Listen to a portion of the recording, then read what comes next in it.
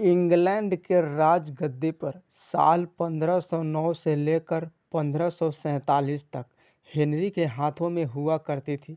राजा Henry की कई पत्नियां और एलिज़ाबेथ व मैरी नामक दो बेटियां थीं।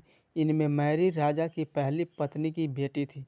राजा हेनरी को मैरी ज़्यादा पसंद नहीं करती थी, इसलिए वे उनके साथ ज़्यादा बुरा व्यवहार करते थे।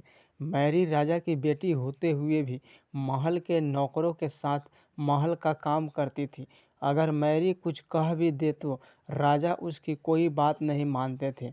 सन 1547 में जब राजा हेनरी की मौत हो गई तो प्रजा के इच्छा अनुसार 16वीं शताब्दी के दौरान हेनरी की पहली बेटी मैरी को इंग्लैंड की राजगद्दी दे दी गई और वह इंग्लैंड की रानी बन गई। उस समय इंग्लैंड के हालात बहुत अच्छे नहीं थे। इंग्लैंड कैथोलिक और प्रोटेस्टेंट दो धर्मों के बीच में बट गया था। उस समय दोनों धर्मों के लोगों के बीच जंग छिड़ी हुई थी। रानी मैरी चाहती थी कि पूरे इंग्लैंड में सिर्फ एक धर्म हो, लेकिन लोगों ने उसकी बात नहीं मानी, मुंह पे इनकार कर दिया। इससे नाराज होकर रानी मैरी ने उसकी बात न मानने वाले लोगों को मौत की सज़ा दे दी थी। इतना ही नहीं, वह ऐसे लोगों को जिंदा भी जला देती थी। रानी मैरी की इस क्रूरता की वजह से इंग्लैंड के लोग उससे नफरत करने लगे। एक दिन रानी मैरी को कुंवारी जवान लड़कियों के खून से नहाते हुए लोगों द्वारा देखा गया।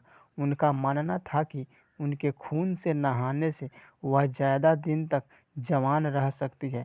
कुछ सालों बाद रानी मैरी शादी कर ली और कुछ समय बाद इंग्लैंड में एक खबर आई कि रानी मैरी गर्भवती है और जल्द ही उनके राज्य का नया राजा मिल जाएगा। इस बात से सभी खुश हुए, लेकिन उस समय रानी मैरी के साथ बहुत अजीब घटना हुई। उसके गर्भ में किसी भी बच्चे का जन्म नहीं हुआ, बल्कि कुछ ही महीने बाद रानी मैरी का पेट फिर से सामान्य हो गया। वहाँ के ओझा लोगों ने तंत्र विद्या से बताया कि रानी मैरी के गर्भ में कोई बच्चा नहीं बल्कि एक भूत आकर निवास करता था। कुछ समय बाद वही भूत रानी मैरी के गर्भ में आकर रहने लगा और वह फिर से गर्भवती हो गई। इस बार भी रानी को कोई बच्चा नहीं हुआ और इस घटना के कुछ ही दिन बाद रानी मैरी की मृत्यु हो जाती है।